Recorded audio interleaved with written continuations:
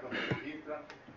Es posible que se niegue el registro a un sindicato cuando no cumple con los documentos que acabamos de mencionar o cuando no tiene el número de membresía mínimo que la ley exige. Por otro lado, el acto del registro de un sindicato, en términos jurídicos, es un acto administrativo, porque detrás de él no hay un conflicto. ¿Qué quiere decir que es un acto administrativo? Pues que la autoridad simplemente va a constatar que todo está bien hecho y te lo reconoce. No me estoy peleando con nadie. Te digo yo, aquí están mis 20 trabajadores, aquí están mis estatutos, aquí están, etcétera. Hazme el favor de registrar. Pero ¿qué pasa cuando no se cumple? Pues la autoridad puede decir, estoy constatando que no cumples con los requisitos de la ley y te rechaza el registro. A veces la autoridad registradora se hace sorda y ahí tiene los documentos y no los acuerda, ni los niega, ni los registra. Entonces, contra eso que es un acto del Estado, porque es el Estado el que está reconociendo, no el registro. O los trabajadores pelearon con el Estado y le dijeron, oye, ya me exige que me registre y ya te cumplí, pues ahora ¿cuándo me vas a registrar? Y se creó lo que se conoce como el registro automático. Consiste en que, presentada la solicitud con todos los documentos y requisitos que exige la ley, la autoridad registradora, llámese Secretaría de Trabajo o llámese Junta de Conciliación, tiene que resolver en 2 meses. Y si no ha resuelto, van y le tocan la puerta. Pues ya están mis papeles, no van acordados. A partir de ese momento, tiene 3 días para resolver. Y si en 3 días no lo hace, el sindicato queda automáticamente registrado. Por eso se llama el registro automático. Cuando hay una posición fija, no dice nada la autoridad, ni sí ni no, vamos a dar por hecho el registro siempre y cuando tú me hayas venido a recordar que aquí están los papeles y me diste el plástico para 3 días más. Y si aún así sigo sin escucharte, bueno, pues, ese sería pues el registro automático. Y si el sindicato llegara a perder alguno de los requisitos que se tomaron en cuenta para registrarlo, entonces es posible que se cancele el registro. Y cancelado el registro es como declarar la nulidad de existencia del sindicato. ¿Por qué motivo se puede? Pues porque desaparecen algunos de los requisitos que en principio tenían y que con el tiempo fueron cambiando. Pero, como yo ya vivo y yo ya puedo actuar en el campo jurídico, desde que me registraste, tengo mis representantes, puedo enfrentar a huelga, puedo firmar contratos colectivos, puedo intentar acciones, etc. Y ahora resulta que me quieres quitar mi vida jurídica, como dijo el Biforro, pues dame oportunidad, vaquero, para defenderme. Tiene que ser ya no a través de un acto administrativo, sino a través de un juicio, en donde se demuestre que han desaparecido algunos de los requisitos para poder considerar que sigue jurídicamente existiendo. O sea, tiene que haber un laudo, en donde después de escuchar al que le quieren dar serrucho, pues se resuelva, le dieron la oportunidad de defenderse, de ofrecer pruebas, de alegar, etc. Entonces, el registro es administrativo, la cancelación es jurisdiccional, por sentencia, después de un juicio, no por una autoridad administrativa. ¿Correcto? Claro. Bien, pues ya habíamos platicado sobre los tratados internacionales sobre el derecho de afiliación y todos estos requisitos que hemos señalado y repito, pero vale la pena detenernos en los estatutos. Los estatutos, decíamos, pues es un conjunto de disposiciones que norma la vida de los sindicatos, que establecen obligaciones para los trabajadores, que establecen derechos para los trabajadores, que señalan la forma de elegir la directiva, cuánto tiempo dura, qué facultades tiene, que señala la forma de convocar elecciones, cuándo, con qué anticipación, que señala la forma de convocar asambleas, cuándo son ordinarias, cuándo son extraordinarias, y que contiene un pequeño código penal en donde se tiene que determinar con anticipación qué castigo se le puede poner a un trabajador por incurrir en algún incumplimiento de sus obligaciones, que va desde alguna multa, una suspensión de sus derechos sindicales o la expulsión, ¿verdad? Tienen algún limitante, ¿verdad? El artículo 21 de la Constitución señala que un trabajador que se le imponga una multa no se podrá hacer superior a un día de salario, nada más, o a un día de ingreso, cuando no es pomodreado, sino que tiene ingresos de otra manera. Entonces, en cuanto a las suspensiones, pues aunque no hay una disposición expresa sobre esto, la ley, cuando habla del reglamento interior de trabajo, que es un documento que regule el cumplimiento de las obligaciones de los contratos colectivos y que también es firmado por las partes y que tiene un contenido mínimo que la ley señala, el reglamento habla que cuando el reglamento, acuérdense, es un documento que privilegia a los patrones, porque es el documento que les permite poner sanciones a un trabajador. Mientras no hay un reglamento, no puede haber sanciones, ¿no? Entonces, esto dice que la suspensión máxima son 8 días. Entonces, por analogía, aplicaríamos esto, que un sindicato no puede imponer una sanción de suspensión en sus derechos o en el mismo trabajo más que de 8 días. La pregunta es, ¿un sindicato por alguna causa prevista en los estatutos puede suspender en su trabajo a un trabajador? Y la respuesta es sí, porque la ley establece que en el contrato colectivo se estipula la obligación del patrón de acatar las disposiciones disciplinarias que imponga el sindicato al trabajador, ¿verdad?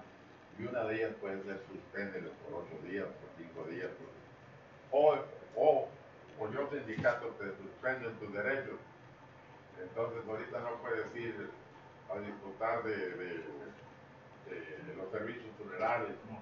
O de parque recreativo, de que está suspendido tus derechos, ¿verdad?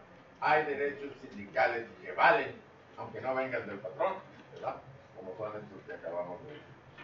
Entonces, bueno, pues eso debe ser, todo eso debe ser regulado en su estatuto.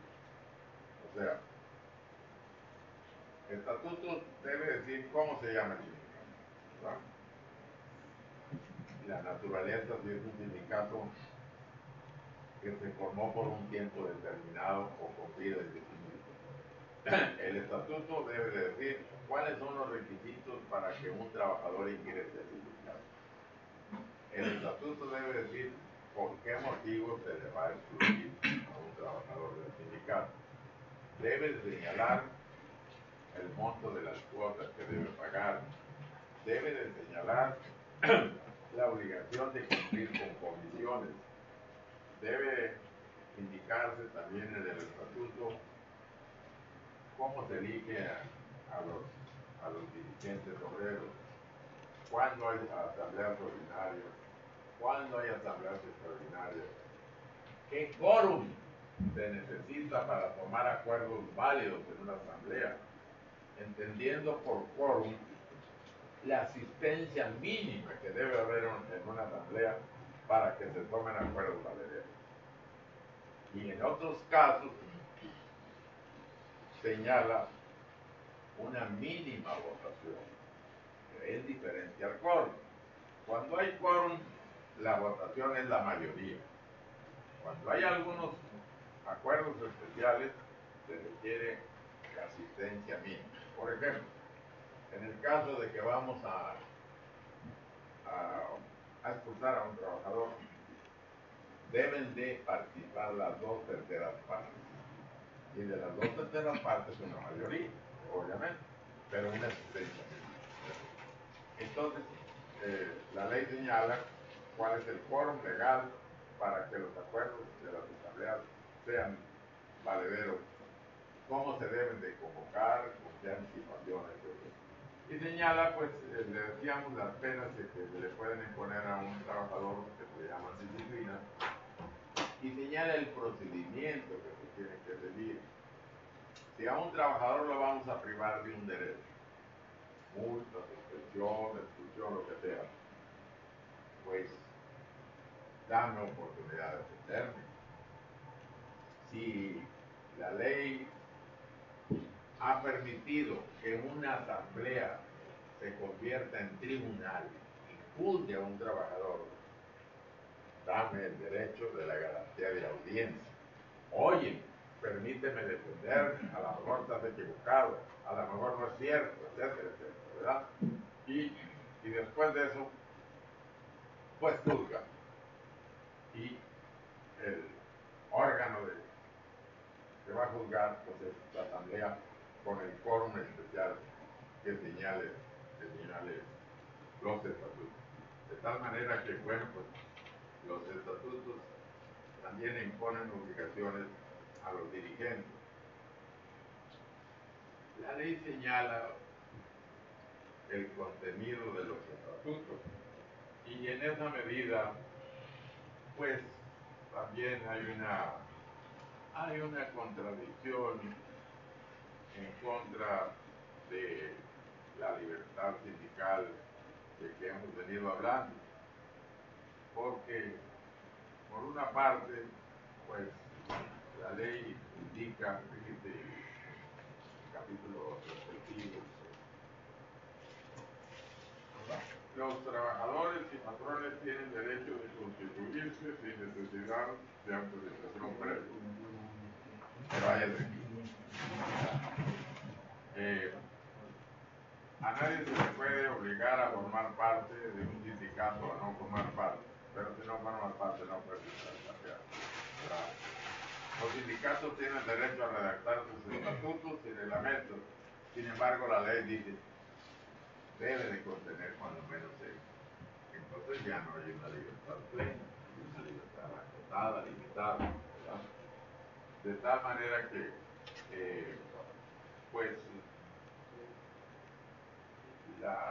el Estado a través de la ley sigue poniéndole algunos obstáculos a esta libertad sindical que está en la Constitución y que está en un tratado ratificado por México.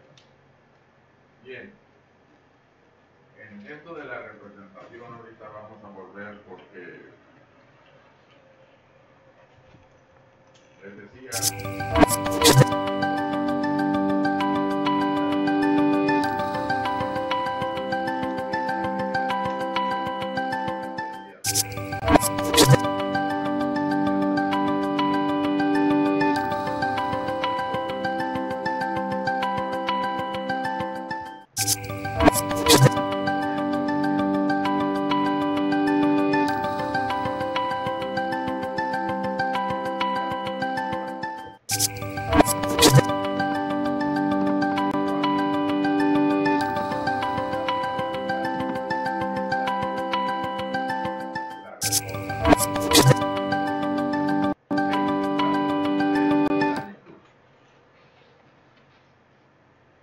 hay una fracción del artículo 123 que es la fracción 31, que ahora se ha adicionado, eso ya está vigente, se ha adicionado con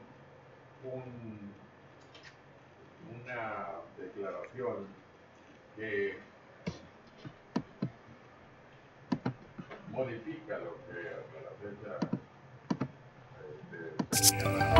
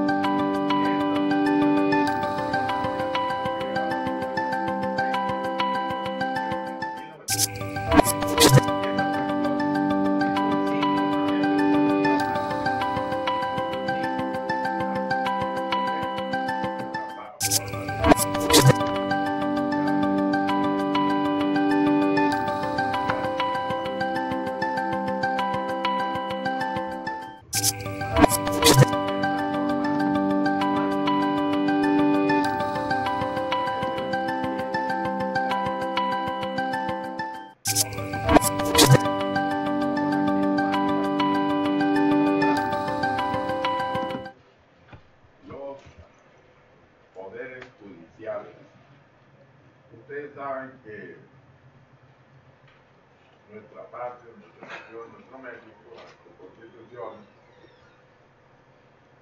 tiene poderes, tiene 3 poderes que equilibran la administración de México. El poder legislativo que hace las leyes, el poder judicial que resuelve los conflictos laborales y el poder ejecutivo que vigila y cumple.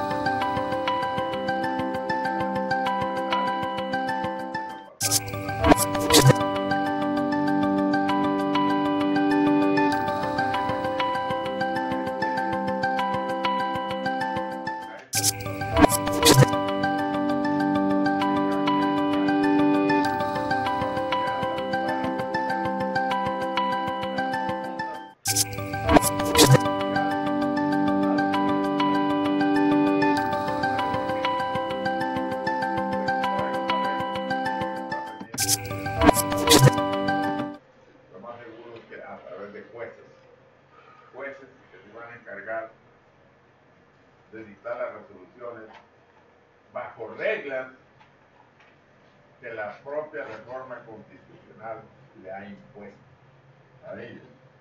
Hasta allá se fueron los compañeros legisladores, porque cuando señalaron, esta es la reforma, cuando señalaron que las resoluciones de las diferencias o los conflictos entre trabajadores y patrones estarán a cargo de los tribunales laborales del Poder Judicial de la Federación o de las entidades federativas, ¿verdad? Estos integrantes van a ser nombrados, aquí dice cómo van a ser nombrados, y agrega, deberán contar con capacidad y experiencia en materia laboral. Sus sentencias y resoluciones deberán observar los principios de legalidad, imparcialidad, transparencia, autonomía e independencia. Puro rollo. Cualquier juez tiene que observar esto, pues cualquier juez tiene que ser independiente, tiene que ser honesto, tiene que ser transparente, pero estos principios excluyeron, dejaron afuera al principio de la justicia social. Y si bien es cierto que el México de 1917 no es el México del 2017, también es cierto que sigue habiendo clases sociales. Hoy somos 140 millones de mexicanos, y según las estadísticas que el propio gobierno da, 40 millones viven en estado de pobreza. ¿Y por qué ser pobre? Porque no es igual al que tiene. Y si hay clases sociales, ¿por qué ahora vamos a hacer una justicia igual para todos en lugar que la que veníamos haciendo, de una justicia especial para los trabajadores? Pero bueno, pues así está. Y en esa medida, entonces, va a haber otra autoridad. Ya teníamos bien claro que en el nombre de la autoridad iba, pues, su ocupación. Decía, juntas de conciliación y arbitraje. O sea, tenían dos fases de actuación de la Junta. Primero, intentaban conciliar, a venir a las partes, a arreglar el asunto por el entendimiento, el diálogo. Y si no te arreglas, pues nos vamos al juicio, al arbitraje. Por eso, juntas de conciliación y arbitraje. El arbitraje no es otra cosa más que someter mi conflicto a la decisión del tribunal, ¿verdad? Entonces, ahora, estos tribunales del Poder Judicial Federal o del Poder Judicial Local que van a impartir justicia no van a tener bajo su responsabilidad la labor de conciliación. La conciliación ahora va a tener otra autoridad diferente y algunas características que se indican aquí en la reforma que estamos tratando. Dice la ley, antes de acudir a los tribunales laborales, los trabajadores y los patrones deberán asistir a la instancia conciliatoria correspondiente. ¿Y cuál va a ser la instancia conciliatoria correspondiente? Bueno, a nivel local va a haber una institución que nada más se dedique a conciliar. No tiene nada que ver con los que van a resolver los conflictos. Son separados, ¿verdad? No va a depender esta instancia conciliatoria a nivel local del Tribunal Superior de Justicia, como los jueces, y a nivel federal tampoco. Entonces, esta se haya dado en llamar instancia conciliatoria obligatoria, que pudiera estar atentando contra la libertad que tenemos de que los derechos humanos hoy que están contenidos en el artículo 1 de la Constitución nos dice que nunca me debes de condicionar la forma en que me vas a hacer justicia. Pues aquí dice, tienes que ir aquí, no puedes ir allá si te vienes aquí. Bueno, pues estas nuevas autoridades serán locales y federales. Pero la autoridad federal que concilie va a tener, como dicen ustedes, una doble cachucha. Va a comer taco con tortilla doble. Va a tener dos funciones. Fíjense ustedes, el organismo descentralizado al que se refiere el párrafo anterior, o sea, la autoridad conciliadora federal, va a tener plena autonomía técnica, operativa, presupuestal, de decisión y gestión. Se regirá por los principios otra vez de transparencia, etcétera. Pero dice que en el orden federal la función conciliatoria que estará a cargo de ese organismo descentralizado, también a ese organismo le va a corresponder el registro de los contratos colectivos y de los sindicatos. Entonces desaparece la competencia federal, ya no van a ir ante las juntas de conciliación, ya no van a ir ante la Secretaría de Trabajo, ahora van ante este organismo nuevo que debe entrar en vigor, y hasta creado el día 24 de febrero del 2018. Nos faltan escasos 5 meses, ¿verdad? Entonces, pues estos son los cambios fundamentales que hay en esta reforma que ha propuesto el presidente de la República. Atenta contra un sistema de impartición de justicia que tenía un siglo de existencia. Y si bien es cierto, a lo mejor el tribunal no era perfecto, a lo mejor gozaba de algún desprestigio, pues la autoridad no goza de desprestigio perfecto. ¿A poco el Poder Judicial, los jueces y los magistrados y la Corte son tan honestos? ¿Qué ocurre si efectivamente cambiáramos el sistema por corrupción en las juntas? Pues corren los corruptos y son honestos, pero si tienes un sistema aprobado de solución de los conflictos, ¿por qué vas a derrumbarlo y a intentar otro que los constituyentes del 17 despreciaron y dijeron: los asuntos laborales no pueden ir con el juez es corrupto, el juez es frío, el juez no es humano, por eso vamos a ir a un sistema donde participemos nosotros? Pues todo eso hoy desaparece. Y bueno, para que esta competencia pueda llevarse a cabo, pues se requieren muchas cosas. Primero, el Poder Judicial Federal y el Poder Judicial de los Estados actualmente no pueden conocer asuntos laborales. Luego entonces hay que reformar otra vez la Constitución para darles competencia. El Poder Judicial no tiene jueces laborales, luego hay que darle facultad para que nombre y reformar la Constitución. La Ley de Administración Pública a nivel federal y a nivel local. A nivel federal, la Secretaría de Trabajo es la encargada de la política laboral y el nombramiento de las juntas y el funcionamiento. Ya no, porque ya no va a haber juntas. Hay que reformar la Ley de Administración Pública. Ya no va.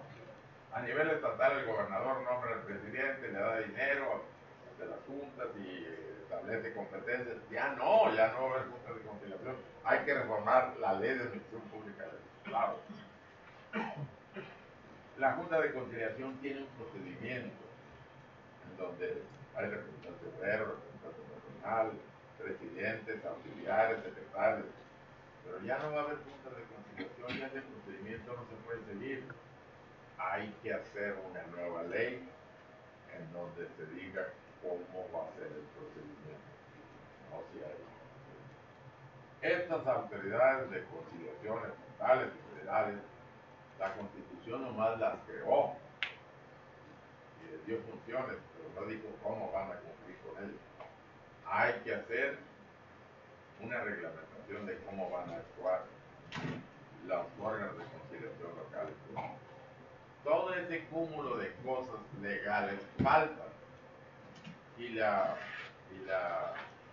reforma constitucional, que ya, como decíamos hace rato, fue aprobada y publicada y está en vigor, pues en uno de sus transitorios señala que cuándo va a entrar en vigor. Dice: el Congreso de la Unión y la legislatura de las entidades federativas deberán realizar las adecuaciones legislativas correspondientes para dar cumplimiento a lo previsto en este decreto. O sea, que los jueces van a hacer ahora los encargados. Ni el Congreso Federal ni los estados han hecho la legislación. Pero lo que es más grave es que dice que dentro del plazo a que se refiere el artículo segundo transitorio de este decreto, o sea, dentro de un año al día siguiente de su publicación. Esto se publicó el 24 de febrero de este año. Se cumple el año el 23 de febrero, que ya está muy cerquita. No se ha cumplido con eso. Pero dice: dentro del plazo a que se refiere, el Ejecutivo Federal someterá a la Cámara de Senadores la terna para designar el funcionario conciliador nacional, y los estados tendrán que designar los órganos conciliadores locales. De tal forma que las juntas de conciliación de momento siguen actuando, pero el plazo del día de febrero que viene ya se está llegando. Para esa fecha desaparecen y tiene que haber nuevos procedimientos, nuevas reglas, nuevas competencias. ¿Y qué va a pasar con los expedientes en trámite? Esta nueva adecuación o reforma ya no es reversible. Una vez que se cumpla la fecha, el 23 del año que viene. El 123 es esto que le estoy diciendo, es el nuevo artículo. Ya lo aprobaron los diputados, los senadores y las legislaturas de todos los estados, que son el poder constituyente para tomar la Constitución. Y ya se publicó, ya está bien. Ahora hay que cumplir con eso.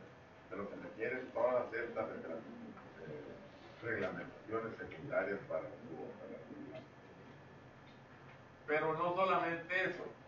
Miren, cuando el presidente presentó esta iniciativa, que fue el 28 de abril del 2016, presentó también una iniciativa para reformar la Ley Federal del Trabajo. Una iniciativa que contempla 7 artículos de la ley. Pero que ahí está, no le dieron trámite, pero que al hacerse una nueva ley, seguramente se va a tomar en cuenta lo que quiere el presidente. ¿Y qué quiere el presidente en la nueva reglamentación de los derechos colectivos del trabajo?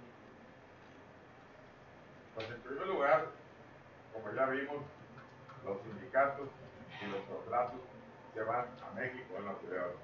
Eso ya está. Pero actualmente, un contrato colectivo es la institución más hermosa que tiene el trabajo. Las partes se ponen de acuerdo. Tiene un proceso parecido al de la ley. Para que haya una ley hay una iniciativa. Para que haya un contrato, pues hay una iniciativa sindical. Para que hagan una ley y la iniciativa lleve un proyecto. Para que haya un contrato, el sindicato lanza un proyecto. ¿Verdad? Y lo que sigue en la ley de la iniciativa del proyecto es negociarlo. Lo que sigue en la iniciativa y el proyecto del contrato hay que negociarlo. Y lo que sigue en la ley es aprobarlo. Y lo que sigue en el contrato es aprobarlo. Aprobado que sea, el contrato se deposita y se publica y es vigente. Aprobada la ley, se publica y es vigente. Es casi igual. Pero ahora resulta de que ya se cambia, según este proyecto del presidente, se cambia el sistema para celebración de los contratos. En primer lugar, no va a ser un depósito. Las partes antes se ponían de acuerdo y le decían a la Junta, oye, ya nos arreglamos, ahí te mando, acuérdame de darme una copia. Y ni me preguntes qué hice, yo soy libre porque tengo la capacidad de negociación. Lo único que me limita es que no haya convenido algo que contradiga los derechos mínimos de la ley. ¿Verdad? O sea, los contratos colectivos tienen un piso, los derechos mínimos, pero pueden llegar hasta donde quieran. Les digo como en el cine los novios, el novio mete la mano donde la muchacha quiere. ¿Verdad? Entonces, ahora lo que ocurre es que dice que el patrón traiga el contrato ante la autoridad. El patrón es el que menos interés puede tener en un contrato colectivo. Siempre son prestaciones superiores a la ley. Y con eso vamos a iniciar un procedimiento de depósito. Antes era, te traigo esto y en 24 horas me tienes que acordar y dar mi cosa. Cuando entre en vigor un contrato colectivo, de acuerdo a lo que todavía está vigente en la ley, a partir de su depósito a la Junta de Constitución. Ahora no. ¿Cuándo va a entrar en vigor? A partir de que la autoridad desahogue un procedimiento de registro y dicte la resolución correspondiente. Pero para que esto ocurra, dice el proyecto, que lo más seguro es que así salga, porque lamentablemente las organizaciones obreras no han sido muy agresivas en esto. Entonces, tu patrón me vas a traer un proyecto, dice, un proyecto de contrato. Y acompáñame una lista de todos tus trabajadores. Acompáñame el alta del seguro social de todos tus trabajadores. Acompáñame qué puestos tienes en la empresa. Acompáñame una definición o descripción de tus puestos que tienes. Y yo voy a ver y dime a qué te dedicas. ¿Verdad? Ya que me los traigas, yo voy a ir a ver si hacían. Voy a ir a comprobar si existe la empresa, si existen los trabajadores, si se dedica a hacer muebles o si no, etcétera, etcétera. Ok, ya fui. Y pudiera ser que consideré que es cierto lo que dice el patrón. Ahora voy a ir a preguntar a los trabajadores. ¿Y qué les voy a ir a preguntar?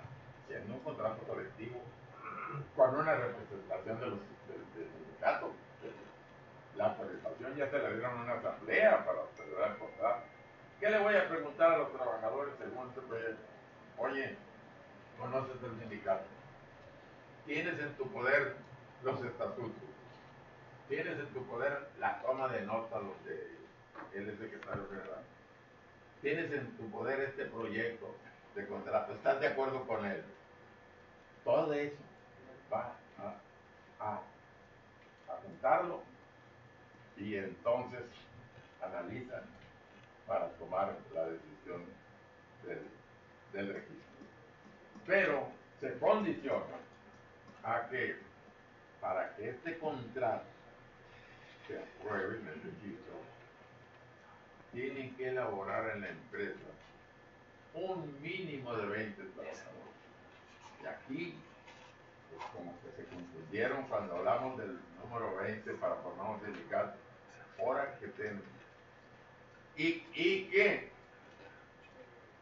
el 30% de esos 20 estén de acuerdo con nosotros. Imagínense ustedes, ¿dónde quedó la democracia? ¿Dónde quedó la... Así está. Y así va a ocurrir. Luego, en materia de registro de sindicatos, pues también se están pidiendo todo lo que ustedes no se imaginan, ¿verdad? Y lo más grave en el contrato colectivo es que se exige que en el contrato vaya el nombre de los trabajadores, cuando el contrato colectivo es un instrumento que representa el interés profesional de un grupo no identificado.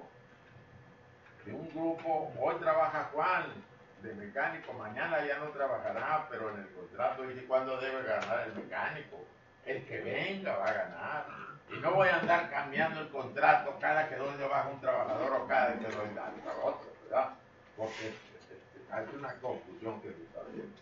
Y bueno, pues estas cosas son lamentables. Los únicos que en este momento pudieron oponerse pues son los diputados y senadores que van a aprobar esto, ¿verdad? No conocemos exactamente cuál es el proyecto ya de toda la ley. Este era un proyecto que ahí está como los sapos, esperando que lleva para caminar, ¿verdad? Pero seguramente lo van a integrar a la revisión general que se está haciendo la ley. Pues bueno, entonces aquí, volviendo a nuestro tema, ¿qué está haciendo el Estado frente a los sindicatos? Pues está cortando su libertad, está metiéndose en una facultad que no le corresponde, que es determinar si apruebo o no apruebo lo que sindicatos y empresas acordaron. La única frontera que tenía que cuidar es que no hubiera renuncias a derechos o contradicción a la ley y los demás. Recuerden lo que... Imagínense ustedes todo el beneficio que a la fecha ha aportado el contrato colectivo a los trabajadores de México. Aquí en Nuevo León, por ejemplo, desde antes que se creara el Infonavit, las empresas tenían contratado dar crédito para casas, tenían contratado dar despensas, tenían contratado una serie de prestaciones, porque sí le habían convenido, porque el contrato colectivo es un modelo de relaciones laborales que equilibra a los sectores. Y mientras a la cervecería Cuauhtémoc yo le pido que me dé 25 días de vacaciones, pues a la tortillería Martínez le pido 12 días o 10 días porque no tiene la misma capacidad.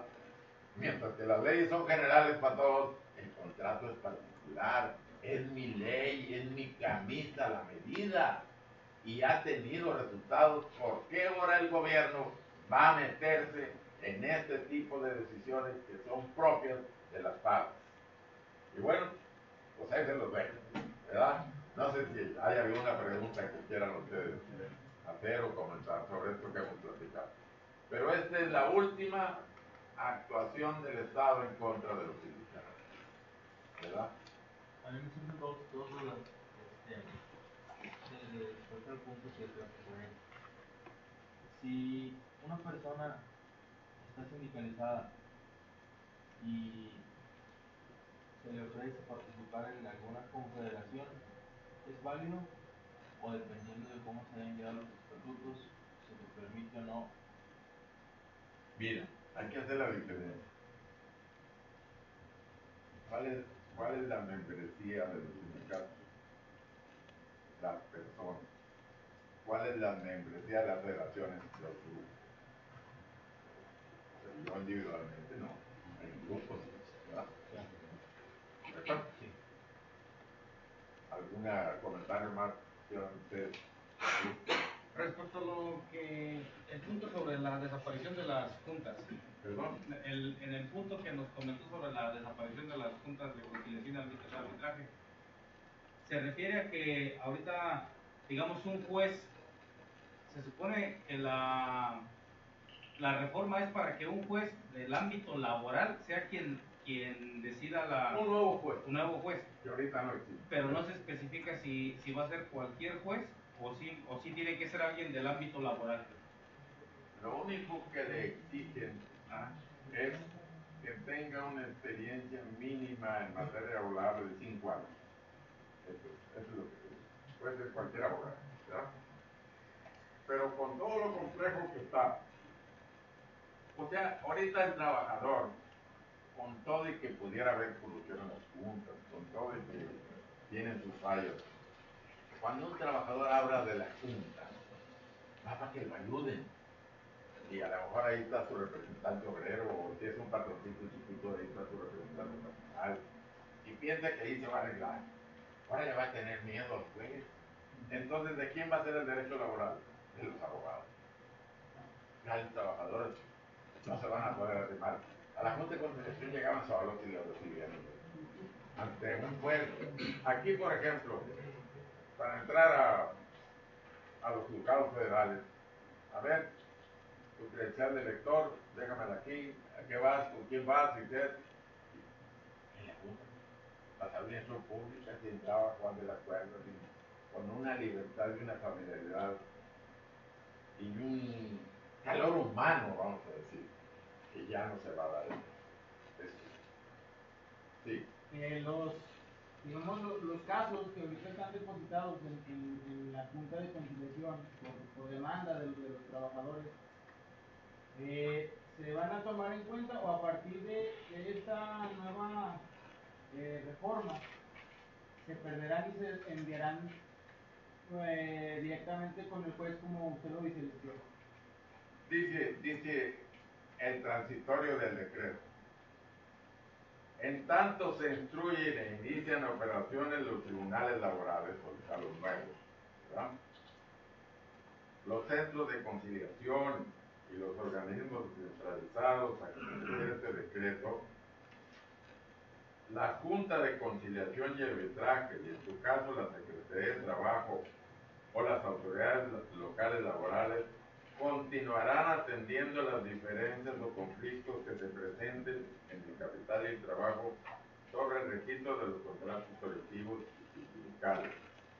En lo que se refiere a los expedientes, las autoridades competentes y las juntas de conciliación y arbitraje deberán transferir los procedimientos, expedientes y documentación en el ámbito de sus competencias a los tribunales laborales o a los centros de conciliación, ¿verdad? De tal manera que en tanto no se hacen estos, los tribunales continúan conociendo los expedientes. Pero, por ejemplo, ahorita estamos ya vamos a entrar aquí a octubre, ¿no? Si hoy presentan una demanda ante la Junta, ¿ustedes quieren que se acabe para febrero? No. ¿Quién va a seguir conociéndose? ¿Lo vas a mandar así a media sancochado a los jueces? Porque, por otro lado, te dice que los asuntos nacidos antes de que entre en vigor ese decreto se van a seguir resolviendo bajo las mismas bases, o sea, bajo la ley. Entonces, ¿qué quiere decir? Que a lo mejor algunas juntas las van a dejar vivas para que desahoguen los expedientes que tienen en trámite. Esto a saber cómo venga la reclamación de la junta. Sí. Maestro, por lo que nos ha planteado, todo esto ha llegado, Perdón. en general lo que nos ha planteado, el debilitamiento en todo lo que es el derecho sindical, etcétera, está en la Cámara de Diputados. Es de desearse que la Cámara de Diputados llegara otro tipo de gente de lo que está llegando. ¿Usted qué recomendaría a quien está siendo representante sindical para que eventualmente llegue a ocupar esos cargos? Miren, yo amo el derecho del trabajo, porque profesionalmente pues, me he creado en este ambiente. Desde que era estudiante de leyes, antes de terminar, entré a trabajar a la Junta de Conciliación y desempeñé todos los puestos habidos por haber: secretario, presidente, secretario general, presidente de la Junta. Y luego me tocó la suerte en mi estado de ser secretario de Trabajo con 3 gobernadores, con Zorrilla, con Sócrates y con la ciudad de González. O sea, ocupé este espacio de 45 más años o en la Junta o en la autoridad administrativa. Y entonces, pues, por más cabecita dura que soy, algo aprendí, ¿verdad? Andando, empezando. Y con ese motivo, ahora que se vinieron estas reformas desde la del 12 de Calderón, yo estuve en contacto con los diputados o con los senadores y les estuve mandando opiniones. En la reforma de Calderón, algunas me hicieron caso. Yo de oficioso, nadie me paga, ni ninguna personalidad, sino simplemente porque me desespera. Dicen que el legislador tiene poder para decidir, pero que para ejercer ese poder debe consultar al que tiene poder para conocer, ¿verdad? Y bueno, allí nos hicieron un poquito caso. Por ejemplo, la reforma de Calderón, se había quitado del artículo 47 el aviso que se da a los trabajadores cuando se despiden. Se lo habían quitado. Ya les digo, oiga, ¿por qué se puso en la historia? Y lo volvieron a poner, ¿verdad? Y se había establecido el nuevo contrato de prueba y de capacitación previa. Y se decía, bueno, si el trabajador en el contrato de prueba no demuestra conocimientos a criterio del patrón, córrelo. Y yo le dije, pues eso es inequitativo. ¿Cómo el mismo pelado me va a decir si sea o no sé? Hay que oír la opinión de otros. Y pusieron unas comisiones mixtas. Ya no dejaron solo, igual en la comisión. Y muchas cosas de eso. Y ahora que se vino esta reforma de la Constitución, pues quiero decirte que pues, hasta libros escribí con la reforma del salario mínimo, etcétera. Y algo me oyeron, pero no me hicieron caso, ¿verdad? Hemos reclamado que este proyecto fue hecho por gentes que no conocen, que engañaron al presidente, ¿verdad? Especialmente el secretario de Trabajo. Que abran y que den la oportunidad de que ahora tienen proyectos, a ver qué vas a hacer, a ver qué te puedo aportar. ¿A quién primero? Pues a los obreros y a los patrones. Insúltalos, pues la ley es para ellos, pues qué mejor que ellos que opinen. Han estado muy cerrados, ¿verdad? Y bueno, pues yo les mandé unas críticas a la reforma de la ley, les mandé unas críticas a la reforma de la Constitución. Y bueno, las habrán tomado en cuenta, no las habrán tomado en cuenta, pero pues sí ha habido esfuerzos por detener un poco, pero algo ha pasado con compromisos que los diputados y senadores tienen con el presidente de la República, ¿verdad? Al grado tal que, fíjense, esta reforma que les comento que puede venir es, ¿cómo es posible que yo, secretario general del sindicato, te digo, ya celebré un contrato, ¿verdad? Ah, deja ver si es cierto, deja preguntarle a los trabajadores que dices representar a ver si es cierto. Ah, le digo yo, entonces, si vas a depositar un contrato a nombre de la empresa y la lleva el gerente, Espérate, déjame ir a preguntarle a todos los accionistas a ver si efectivamente te autorizaron. ¿Y de qué sirven entonces los poderes? Y si ustedes, senadores o diputados, les digo, ¿quién los eligió? Pues los electores de un distrito, ¿verdad? Cuando vayan a tomar una decisión, vayan y pregúntenle a cada uno de los electores de un distrito a ver si pueden hacerlo. Pues si para eso los nombraron sus representantes. Entonces están destruyendo eso y van a crear confusiones y desórdenes y van a acabar con los sindicatos, obviamente. ¿Verdad? En esa condición. ¿Quién les va a creer ya? Que ni la misma autoridad les cree. Y va a decir lo que tú me estás diciendo, espérame a ver si es cierto. Traigan a tus trabajadores a ver si estás avisado. A ver si te conocen, a ver si sabes que estás registrado. Eso es lo grave que está pasando. Bueno, a lo mejor estamos enamorados de las instituciones y un poco cegados, pero ojalá que estas reformas sean para el bien de México y que haya unas reformas que realmente cumplan con. Por ejemplo, el presidente en su iniciativa decía, hay que acercar la justicia a los que la necesitan. El de Laredo, que tiene un contrato colectivo, lo acercaron a la capital. Pues sí, pues ¿dónde está eso, verdad? Sí, hace un momento decía que fue probablemente hecho por gente que no sabe, pero a lo mejor sí saben, ¿no? Que lo que están trabajando en debilitar a los sindicatos. A lo mejor es gente que lo hizo con toda la intención de esa reforma para vaya, ¿no? De una vez por todas ir terminando con el sindicalismo. Yo es lo que yo pienso, digo, ahorita escuché que usted comentaba que tal vez fue hecho por personas que no conocían, tal vez sí lo conocían, pero era por otra intención. Pues sí, aquí, nada.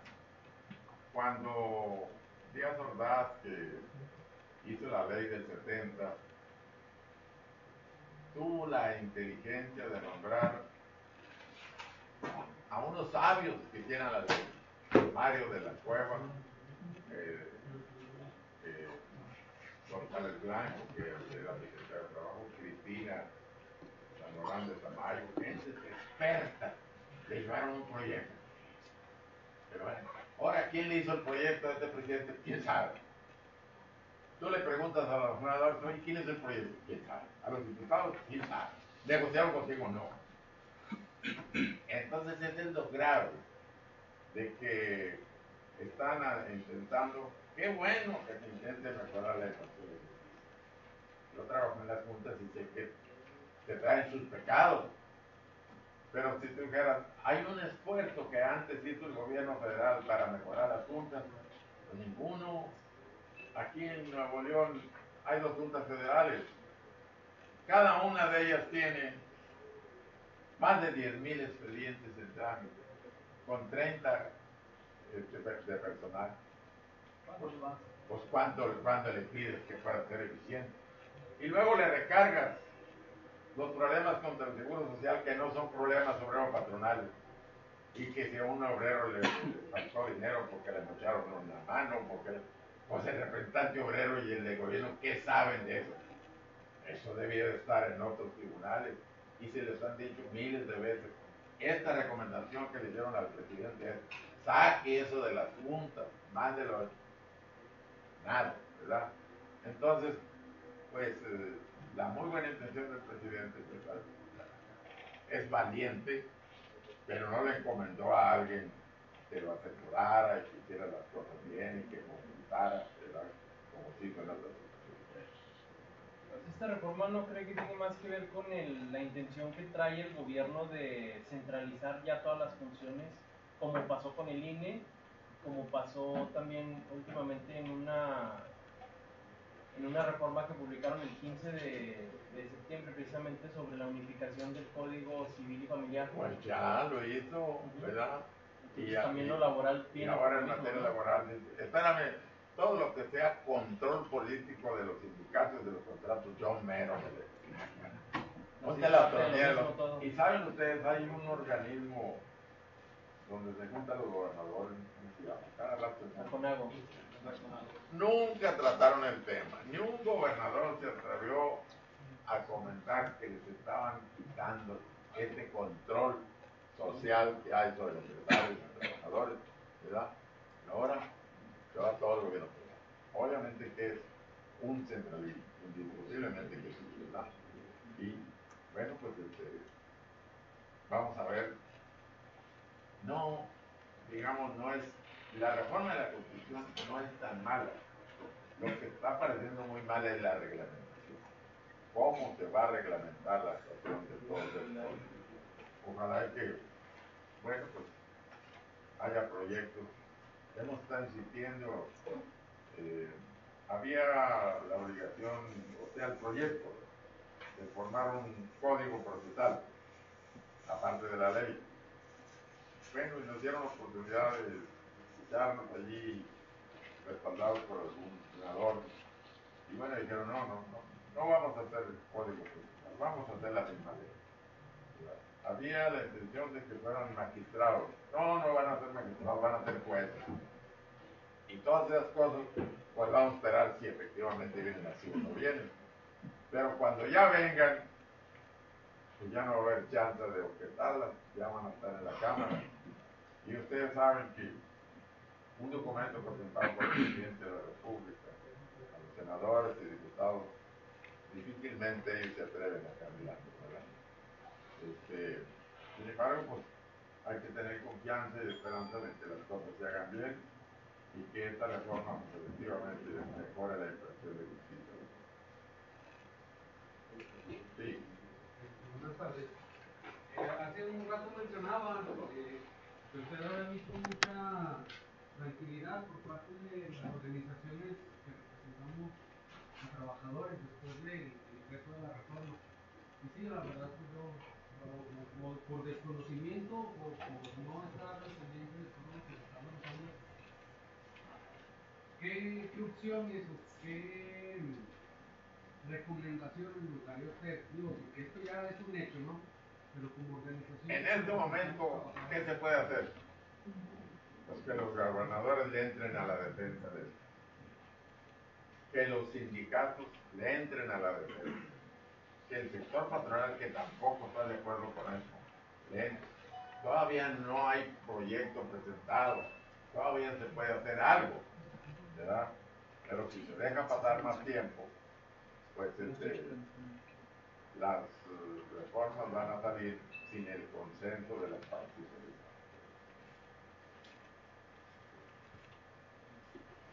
Pero de hecho está haciendo lo que dice su compañero, el divisionismo entre todas las partes, digamos organizaciones sindicales, confederaciones, que tienen que llegar a la nueva estrategia de impartición de justicia. Entonces nos están dividiendo como trabajadores, como dice el dicho, para que empecemos tenemos que empezar de abajo, pero abajo mismo nos están poniendo nuestras propias fronteras, porque ninguno en sí conoce de ley, conoce de salario mínimo, muy apenas conocemos de unión o de sindicalismo o de integración a formar comités. ¿Cómo si no tenemos ni siquiera el conocimiento de hasta dónde nos va a afectar o hasta dónde nos va a ayudar? Podemos. Si no tienes las reglas del juego, no tienes la herramienta, no tienes... Pues mira, el derecho del trabajo, como fue concebido por los constituyentes, es un derecho protector de los trabajadores. Y por eso digo, aunque convengas otra cosa por estado de necesidad, por hambre, se tiene por no puesto. Eso es parte de los principios de protección que la ley da al trabajador, porque puede ser débil, porque puede ser ignorante, porque puede ser necesitado. A pesar o por pasar el tiempo de un siglo, ya cambiaron totalmente esas situaciones en México. Claro que no. Sigue habiendo desigualdad, sigue habiendo gente pobre, sigue. A lo mejor menos ignorantes, porque el grado de escolaridad en México ya andamos sobre 8 o 9 años. Pero eso no implica que, ¿qué hacen para la comparación en una pelea de box? Pues son peso pluma, y los pesos pluma pesan 65 kilos cada quien, nada más. No puedes poner un peso pesado contra un peso gallo. Pues aquí eso se está haciendo, ¿verdad? Uno que tiene poder económico o poder jurídico sobre las cosas y otro que no lo tiene. Y luego tu instrumento de defensa, el sindicato, lo estás haciendo a un lado. Pues es un cambio radical de una política que obedece de alguna manera a corrientes internacionales, ¿verdad? Esto no está ocurriendo nomás en México, en muchos países se está dando ese fenómeno. El problema es que nosotros aquí teníamos la oportunidad, ok, te quieres alinear con algunas cosas internacionales, vamos a hacerlo, pero danos chance de hacerlo menos doloroso, vamos a hacerlo más llevadero, vamos a hacerlo más justo. Las cosas tienen que cambiar. Antes nomás se casaba el hombre y la mujer, ahora se casa hombre con hombre y mujer con mujer. Pues tiene que cambiar, pues ¿qué le hace? Pero bueno, vamos a ver cómo lo reglamentamos para que sea más llevadero. Déjenlo saber para que ustedes traigan saquen cosas. Oh, de hecho, le iba a preguntar dónde podíamos conseguir que... Sí, así lo sé. Pero licenciado, si nos está llevando esto a según como lo vea uno, cliente que lo quiera ver, a un esclavismo moderno, o sea... Ahorita la mejor opción A ver. de las organizaciones sindicales, si de veras quieren entrar, pues es a través de sus representantes. Hay diputados de la CTM, de la CROC, etcétera, etcétera, y hay senadores de eso, ¿verdad? Yo me he acercado por ahí en esta afán de colaborar con un senador de una organización, y es el que me ha estado dando oportunidad de que me oigan y una especie de asesorarlo, ¿verdad? Porque han entendido que a muchas cosas se requieren que le ayuden. Entonces, los integrantes de las comisiones legislativas de la Cámara de Diputados o de la Cámara de Senadores, ahí hay representantes de los organismos sindicales. Si hay manera de acercarse con ellos, así de expresión, pues se puede hacer, ¿verdad? Están en este momento en condiciones de hacerlo. Quizá la semana que entra ya, ¿verdad? Porque se había dicho que las iniciativas iban a presentar en la segunda quincena de septiembre. Pues ya estamos en octubre, puede ser que de repente se vaya todo el manojo de iniciativas y pues no hay más que la estrategia, perdón. Sí, maestro, ahí en lo que usted dice que, bueno, pues de 10 sindicatos, uno de cada 10 es democrático. Con esto, lo que usted dice que usted nos puede ayudar los que tienen presencia en la Cámara de Diputados, ¿no? Pero pues, si bien es cierto, pues todo como CTM, todo ese tipo de sindicatos, pues son muy, parece que son sindicatos blancos, ¿no? Que no nos ayudaría a los que somos sindicatos democráticos, ¿verdad? En este caso, sabemos que lo que quiere hacer con esta reforma es a un corto plazo quitar todo el beneficio y desaparecer todo el beneficio para los trabajadores, ¿no? O sea, ese es el objetivo. Mira, yo pienso que la reforma de la Constitución era una buena intención del presidente, pero le faltó alguien que lo guiara, que lo asesorara, y su exposición de motivos es doloroso, pero está lleno de cosas falsas, ¿verdad? Pero él las da por ciertas porque así le dijeron en la reforma. Pero él fue el que la firmó. En esa medida, por ejemplo, se dice que las juntas de conciliación en promedio nacional tardan 4 años en resolver los juicios. Eso es mentira. Esas son las autoridades federales, porque les tienen negocios que no quieren conciliar. la Comisión Federal de Electricidad, el Seguro Social, todos esos les llegan, tienen instrucciones de Hacienda, no hagas convenio, pelealo, dale un lado en tu cuenta, vete al amparo, y etcétera. Y tienen el 80% del trabajo de esas juntas son de instituciones del gobierno. Entonces, ¿por qué te vas a quejar que son lentas? Tú tienes la culpa, ¿qué has hecho para mejorarlas? En esa medida, sin embargo, yo creo que sin ser una acción de agitar, de conformarte más por informar, por prudencia, por interés legítimo, sí se pueden hacer gestiones, decir, hombre, óyenos, así esto, así, así, aunque sean organizaciones que no pertenezcan a los representantes de las organizaciones que están en el Congreso, porque pues ahí hay un poco de todo, ¿verdad? Hay organismos sindicales que tienen independencia política de esas organizaciones tradicionales, pero ¿hasta dónde puedes tú asegurar que se negan a oírte? Yo te digo porque pues yo me he atrevido solo a estar inventando papeles y papeles, y cuando menos sabes de repente me contestan. El problema es que ahorita que se puede no levantemos la mano. Vamos a hacerlo porque después vamos a llorar y ahorita no hemos actuado, ¿verdad? No a nivel de hacer un problema social, simplemente de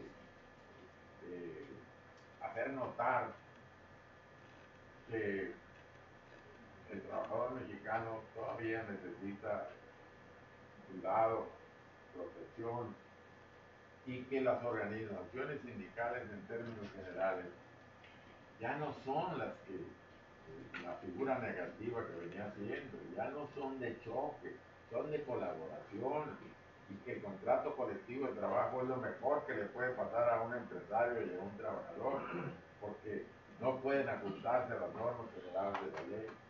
Entonces hay muchas cosas positivas que se pueden dañar con estos cambios si no se toman en cuenta. Como comentario, licenciado, a lo mejor voy a sonar un tanto pesimista, ¿no? sobre el tema, puesto que aquí a lo mejor, pues claramente, los que nos conocemos somos del ámbito minero. Perdóname, me distraje. Ah, ok. Que ya me están despidiendo. Como un simple comentario, que en este tema se va a sonar algo pesimista, puesto que lo digo abiertamente, los que estamos aquí, pues prácticamente la mayoría somos del rubro minero, ¿verdad? O del ámbito minero. Y es claro y evidente que realmente los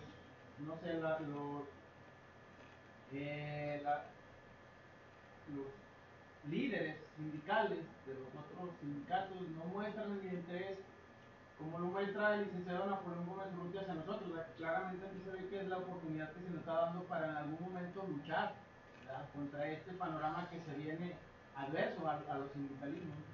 A mí me da clara imagen que esto ya se está cocinando, lo dicen claramente, y prácticamente pues es parte de que las otras organizaciones estén a favor del gobierno y de sus reformas laborales que están ahorita haciendo. Es un punto de vista muy... Yo creo que no debemos estar en una posición amargada. Los cambios son naturales en el mundo que vivimos.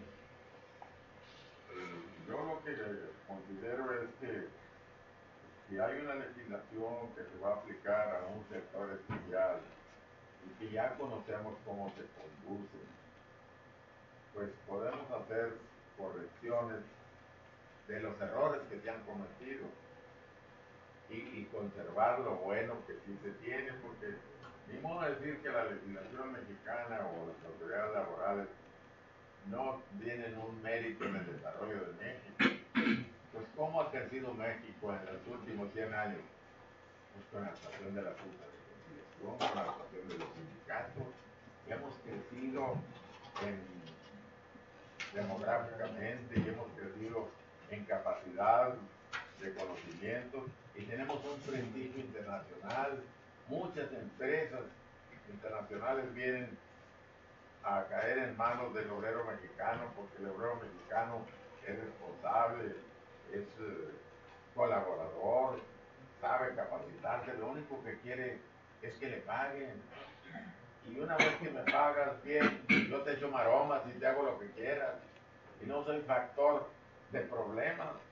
Hay empresas, por ejemplo, aquí en el estado de Coahuila, la General Motors, que tiene una planta, como está en Puebla y otras Aguascalientes. Pero esta tiene 40 plantas en el mundo. Esta saca los primeros lugares en productividad y calidad en México.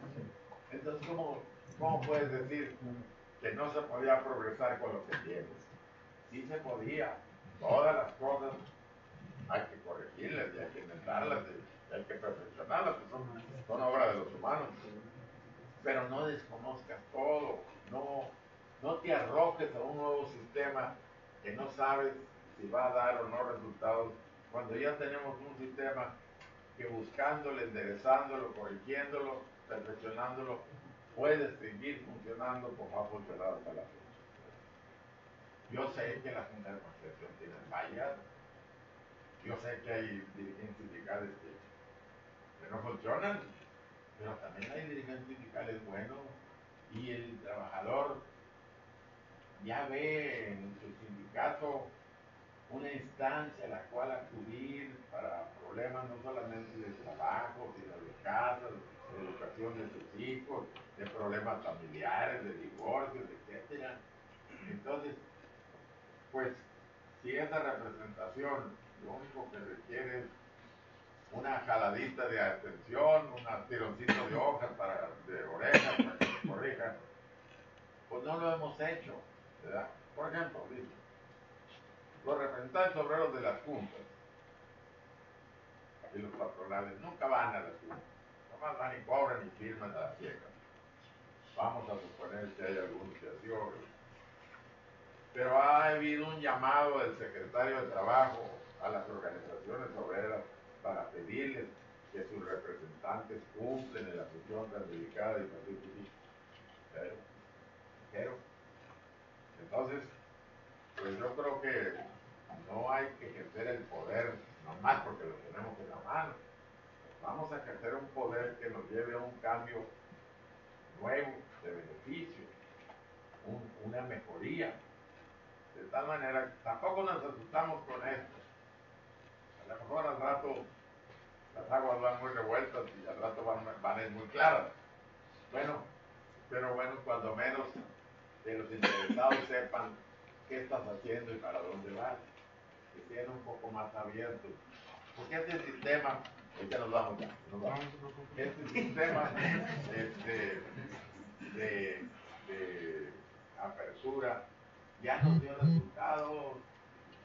Ahí está el ejemplo que les decía de que tardamos 2 años en comenzar una ley federal de trabajo y que Díaz Soldado fue a las universidades, fue a los sindicatos y encargó el proyecto a verdaderas cuerdas anchas. Bueno, pues entonces ya hay un camino que se hizo y se dio resultados. Por lo malo que pedimos que se siga ese camino que ha sido bueno y que entre todos podamos hacer algo que beneficie a México. Porque es muy peligroso equivocarnos en una ley tan importante como la ley federal del trabajo, ¿verdad? Los sujetos económicamente activos de México, pues casi son fundamentalmente los trabajadores. 20 millones de mexicanos nomás tienen seguro social, 20 millones. Los gobiernos de los estados, vete a saber cuántos tienen. El gobierno federal, que es el patrón más grande de México, cuántos trabajadores tienen. Son puros trabajadores con revolteos. Entonces, ¿por qué no los cuidas si esa ha sido la columna vertebral que ha mantenido un progreso, ¿verdad? Un progreso, un desarrollo? y una mejoría de nuestro país. Hay cosas que pudieron ser malas, bueno, pero no al 100%. Yo no soy un enamorado de los sindicatos, no, yo he vivido con ellos y sé quiénes son, pero tampoco compartir, desaparecerlos, ¿verdad? O los tribunales como vienen actuando, o las leyes que tenemos. Yo les decía del contrato colectivo de trabajo, ¿para qué quiero yo al Estado? ¿Para qué quiero la ley de trabajo? Imagínense ustedes, alguien trabaja o va a trabajar en la Comisión de Electricidad, o en Petróleos Mexicanos, o en Teléfonos de México. ¿A poco se acuerdan de la ley? Nadie ni la conoce. Tienen un directorio telefónico que es su contrato colectivo, que es el que los nutre. ¿Para qué quieres? Entonces, ha habido, pues, esa participación del patrón y del trabajador, que han mantenido un equilibrio y que han permitido que el trabajador se supere a través de buenos salarios, a través de seguridad social, a través de casas. No todos los trabajadores de México están en la miseria. Muchos, por acciones sindicales, han superado. Hay otros que han estado olvidados porque las empresas mexicanas, pues más del 80% son chiquitas, ¿verdad? Tienen menos de 50 trabajadores. Y bueno, pues ahí de esos no los podemos dejar solos, ¿verdad? Ahora, ya el trabajador mexicano que tenía fama de ser leyista, de ser flojo, de no ser colaborador, ya desapareció esos defectos, esas conductas que tenía. ¿Por qué vienen las empresas extranjeras a México a ocupar al trabajador mexicano? Porque es eficiente, porque es colaborador, porque sabe hacer las cosas. Estoy de acuerdo que dicen que vienen porque les pagan menos, ok, les pagan menos, pero les pagan y entran en un esquema de todos los trabajadores, de Infonavit, de reparto de utilidades, de seguro social. En estas alturas, a veces el trabajador le interesa más la seguridad social que el salario que gana. Métete a un hospital privado y vendes marranos, gallinas y vacas en 8 días, ¿verdad? Y tienes el seguro social que con todos sus errores pues ha servido a la clase trabajadora. Y el reparto de utilidades que nadie creía, pues a lo mejor pizcachitas, pero ya tienes otro ingreso adicional. Y todo lo que se ha conseguido en los contratos colectivos. La ley tiene un piso, derechos mínimos. Un trabajador no puede percibir menos de 6 días de vacaciones en un año. ¿Y qué dice un contrato? 8, 10, 15, 20. El aguinaldo, menos de 15 días. ¿Y qué tenemos? 20, 25, un mes, mes y medio. En la medida que la capacidad económica, el sector empresarial también se ha comportado a la altura. Entonces, si los dos sectores están trabajando en armonía, pues vamos a tener la atención de decir, oye, les vamos a cambiar tu ley. Ven para acá, quiero escuchar qué encuentras mal, qué claro, en última instancia, pues yo soy el que mando, ¿verdad? Pero cuando menos me dé la participación que te escuché. Ahorita que hablaba de los contratos colectivos, y más hace rato hablaba que los derechos laborales son irrenunciables. Con esta nueva reforma a la ley, lo que pretende el Estado es que para nueva creación de contratos colectivos es donde le va a poner nuevas trabas. Pero nosotros que revisamos cada 2 años qué tanto nos va a afectar esta reforma. Porque se depositan, cada 2 años son revisados y se depositan. ¿Hay algún factor de riesgo que se venga con nuestros contratos colectivos como los tenemos hoy en día? Pero mira, ustedes algunos son dirigentes sindicales. Díganme si en una asamblea puedes tener un acuerdo unánime de conseguirte en una revisión. Sacas un acuerdo por mayoría y hay 2, 3, 4 que te quitan vendido y entregado al patrón, etcétera, etcétera. Entonces, ¿cómo vamos a correr ese riesgo cuando ya el sindicato y la empresa llevan el contrato? Y ahora la autoridad va a ir a preguntarles a ver si están de acuerdo o no con ellos. pues es un factor que va a provocar inquietudes, problemas, agitaciones en las mismas empresas. Eso es lo que no se explica. Que quieres otro sistema de depósito, ok, pero no me prives a mí de un derecho que he practicado de negociar y de ir más adelante que tu Estado a través de tus leyes. La Ley Federal del Trabajo no me ha concedido lo que me conceden los contratos colectivos, ¿verdad? Así sea en lo que tú quieras, en la burocracia. Los maestros aquí en el Estado de Nuevo León tienen 3 meses de aguinaldo. Los trabajadores de la Universidad de Nuevo León tienen 2 meses de aguinaldo. El Seguro Social tiene 2 o 3 meses. Y la ley dice que 15 días. Entonces, donde se pueda, dale chance a la negociación. En cuanto sea una negociación responsable, que no desequilibre y que no ponga en peligro la existencia de una empresa o su debilitamiento y su imposibilidad de cumplir. Los patrones tienen derecho a una utilidad, pues a extra de capital. Bueno, pues también hay que cuidarlos porque son los que generan empleo, ¿verdad? De alguna manera. Ya no debemos estar en pleito. Si ya hay una etapa de maduración en donde estamos en colaboración, pues lo único que se antoja es que lo hagamos todos hasta donde se pueda de común acuerdo. No hay que tener mucho miedo de eso. Las cosas tienen que tomar su rumbo. De momento todos los cambios nos descontrolan. Y bueno, por algunas experiencias podemos tener desconfianza. Pero, pues ojalá que las cosas salgan bien. Entonces no hay riesgo de que en un futuro quieran también centralizar, que deje de existir el contrato y que todos los gobiernos se regulen por una sola, o sea, que la ley nos regula a todos como tal, independientemente de la industria. ¿Perdón? O sea, que en un futuro el Estado quiera desaparecer los contratos colectivos individuales que tenemos ahorita y que nos rijamos solo por uno. Pues no, mira, yo creo que es lo que decía por aquí tu compañero, una especie de mucho control. Por ejemplo, el pretexto que para cambiar los sistemas de registro de contratos y de representación sindical es que existen contratos de protección, ¿verdad? Pero no hay manera de corregirlo. Claro que sí. Si yo te llevo a registrar un contrato colectivo, te digo, a ver, tráeme una estadística, sabes, claro que los trabajadores de esta empresa son tus socios, entonces ahí está legitimado, pero no lo has hecho.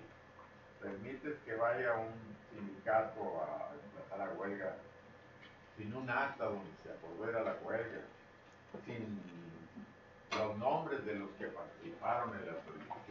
Entonces corrige los procedimientos de los documentos. La ley es sabia, ya tiene todo.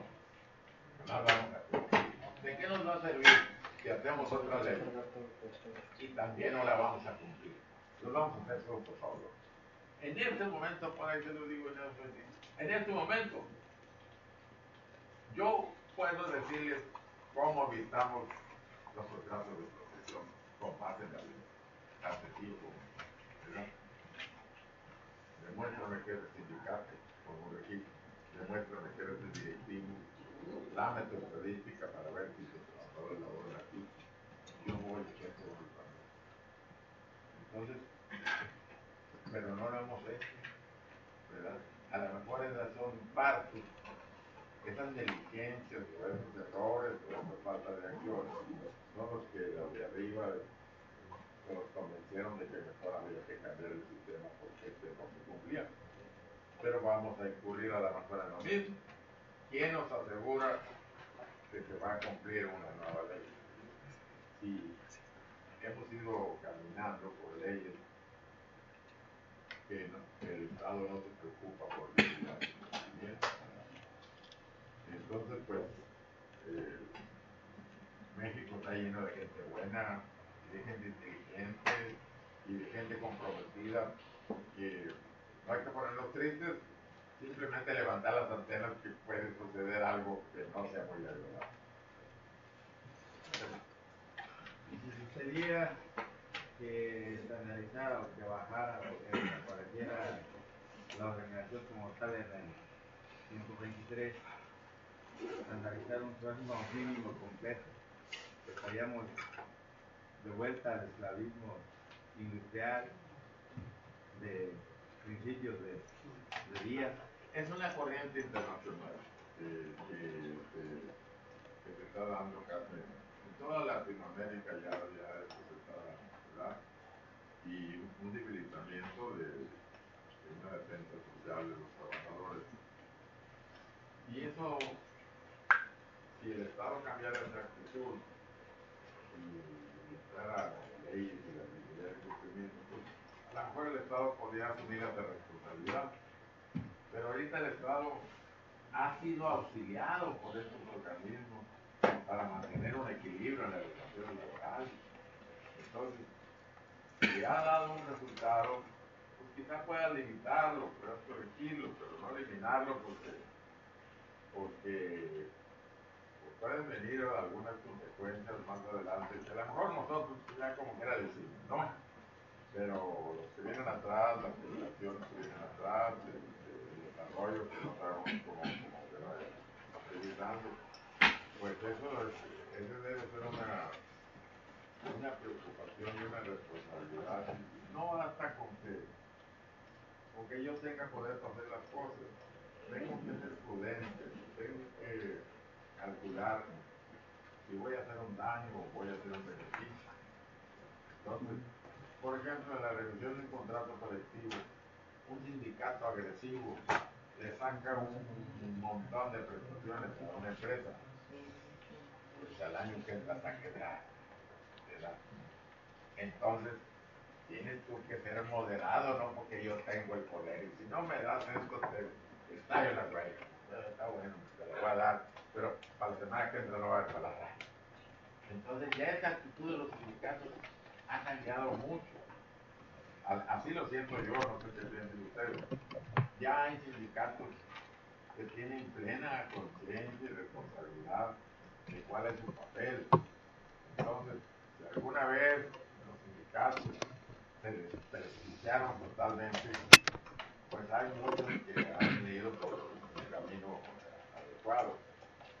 Habrá que renovar la responsabilidad de los dirigentes, habrá que revivir esa obligación que tienen, bueno, pues en todas las familias sucede esto, ¿verdad?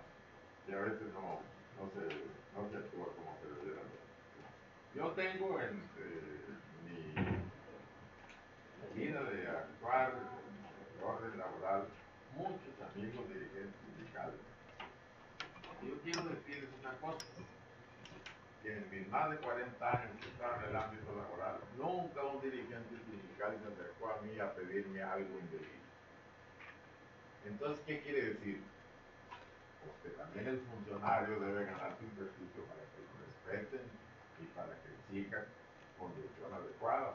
Entonces, si aquí hay tres partes, el patrón, la autoridad y el sindicato, nomás el sindicato anda mal, pregunto, ¿no andará mal también la otra? ¿No andará mal también el otro? Entonces, pues si usted tiene son pensamientos muy utópicos y muy sentimentales, pero bueno, somos humanos y lo que hemos visto pues nos da alguna experiencia. Quería hacer un comentario y al final pedirle si nos puede facilitar los datos para que si tenemos alguna duda pues poder contactarnos con usted. Sí, Bien, eso voy haciendo el comentario. Y el comentario es sobre, yo pertenezco a la institución del Instituto Mexicano de Seguro Social y la situación que tenemos ahorita es un poquito compleja porque están haciendo conversiones de plazas. Esto de cierta manera hasta ahorita no ha debilitado tanto al sindicato, sin embargo se prevé que a futuro probablemente pueda hacer esto. Hace tiempo modificaron las de los guardias de seguridad y les dijeron, si tienes cierta cantidad de estudios, lo convertimos a servicios básicos, actividad de oficina, etc. Y lo metieron como outsourcing por fuera. Ahora ya hacen lo mismo con servicios básicos, que son los de limpieza, convirtiéndolos a los que tienen estudios en auxiliares administrativos o en la rama que les correspondiera. Si tienen licenciatura, les acomodaron alguna más o menos para la equivalencia.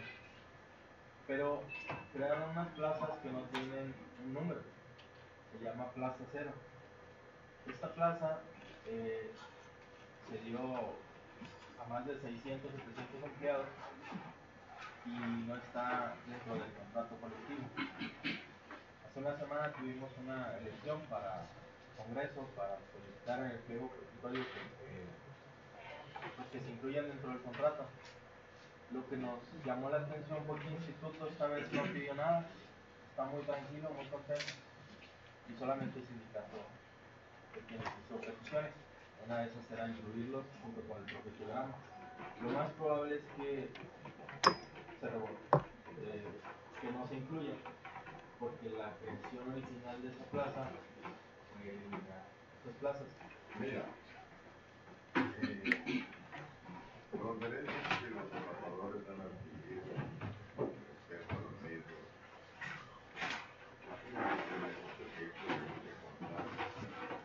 ¿cómo es el problema que tú planteas? Hubo muchos de despidos de parte de salarios, de parte de descansos, y el movimiento sindical siguió insistiendo hasta que lo logró. Y hubo muchos que se fueron sin ver esos frutos, ¿verdad? Siempre que hay aquí una huelga para firmar un contrato colectivo y la comisión se pone muy brava y quiere esto y lo otro, al final el patrón te dice, ok, te voy a dar lo que me estás pidiendo, pero estos tres que me trajiste aquí a negociar, por favor, van para afuera. Y se sacrifican estos tres por alcanzar lo que tú estás pidiendo. Esto así es, ¿verdad? Pero es de todos los días, ¿verdad? Hay un evento histórico que le dicen Mártires de Chicago, pero esos Mártires de Chicago están por todo el mundo, ¿verdad? Y que son el que sacó la cabeza y que logró algo, pero luego se la mocharon a él. Pues lamentablemente sí, ¿verdad? Antes decían, no quiero ser trabajador por sindicalista, por leyista, por legador. Eso decía el patrón. Y el sindicato decía, oye, quítame en las asambleas no me está hablando, me está pidiendo cuentas, me está objetando todo lo que hago. Eso siempre queda, ¿verdad? Es parte de la realidad que vivimos.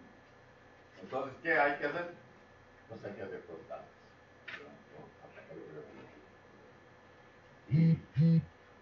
Y no desesperarte porque al fin y al cabo son conductas humanas que a veces logramos cambiarlas y a veces no logramos cambiar. Y tienes que sobrellevar esto y equilibrar y decir, bueno, me sigo alojando por decir esto, o mejor me mantengo así para que no me quiten el trabajo. Y entran ese tipo de cosas subjetivas que pues cada quien sabe cómo las maneja, ¿verdad?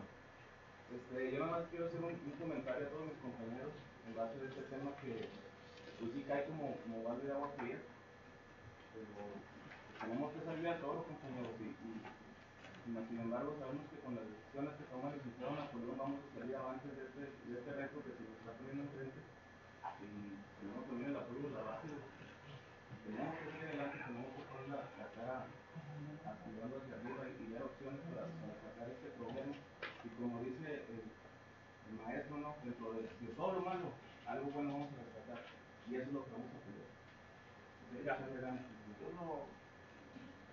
Ni ustedes ni yo tendríamos autoridad moral para criticar el derecho mexicano al trabajo. El derecho mexicano al trabajo es hermoso, tiene grandes avances. Que le faltan o que no se cumplen es otra cosa. Pero la ley reconoce a los sindicatos, le da poder a sus representantes pensando que lo van a hacer bien. Pero ya eso depende del individuo. la ley protege en alguna medida a los patrones, ¿verdad? Corre al que no quiere colaborar, etcétera, etcétera. Pero pensando en que cada quien tenemos que cumplir una obligación para ganarnos un derecho. Yo creo que como está estructurado el derecho mexicano al trabajo, es hermoso. Es un gran derecho. Y el transcurso del tiempo, pues ahorita estamos hablando de que esto tiene un siglo, ya no nos va a tocar vivirlo. Pero a lo mejor de aquí a 50 años son otras las condiciones y tenemos que soportar. Ahorita que hacíamos un recorrido histórico, estamos hablando de dos o tres siglos de cuando el trabajador empezaba a organizarse y que lo metían al bote y que lo mataban, etcétera. Pero llegó. Entonces es un desarrollo de una organización social que mucho dependerá también de las posiciones que los estados modernos tomen, de la fuerza que tenga el capital. Antes era bien marcado, ¿verdad? Y los comunistas y los socialistas, ¿verdad? Que no me dejan desarrollar. Ahora pues ya no sabes si son comunistas o socialistas o capitalistas, pero hay sus problemas, pero hay sus cosas muy positivas también. Aquí estamos en una universidad que es del pueblo. Aquí los hijos de los trabajadores pueden venir. Podían venir en 1917, claro que no. Éramos un país casi analfabeto. Entonces, pues, el tiempo, el desarrollo, las condiciones pues, van a ir cambiando. En la Revolución Mexicana se mataron más de 1 millón de mexicanos porque querían la no reelección. Bueno, ya nuestros diputados y senadores dieron la reelección. ¿Quién sabe si no verían una película de Emilio Fernández o de Pedro Almendares y todo eso de la revolución donde se mataban y sufrían? Y se los olvidó y vino la reelección. ¿Verdad? Así como esto que hablábamos de la justicia social, bueno, a lo mejor los nuevos jueces efectivamente van a ser justos, etcétera, etcétera. Pues son riesgos que corren los cambios sociales. Lo más importante es que no aparezcamos como una semilla renegada y amargada, que tengamos confianza y capacidad y que hagamos lo que podamos hacer en lugar de después arrepentirnos de que no lo hicimos. Nada más quisiera saber, maestro, si habrá manera de poder conseguir los documentos que nos facilitó ahorita. En algún... Pues mira, son pequeñas publicaciones que ha hecho la universidad, salvo una ley comentada que tengo de trabajo y un libro sobre relaciones individuales que se venden las demás, pues todas las hemos regalado y las hemos y están agotadas propiamente, son unos cuantos folletos, puedes sacar fotocopias. ¿Hay forma de encontrarlos en línea o no? Y bueno, pues yo les agradezco su paciencia y espero que hayamos sacado temas interesantes y que pues sea una invitación a reflexionar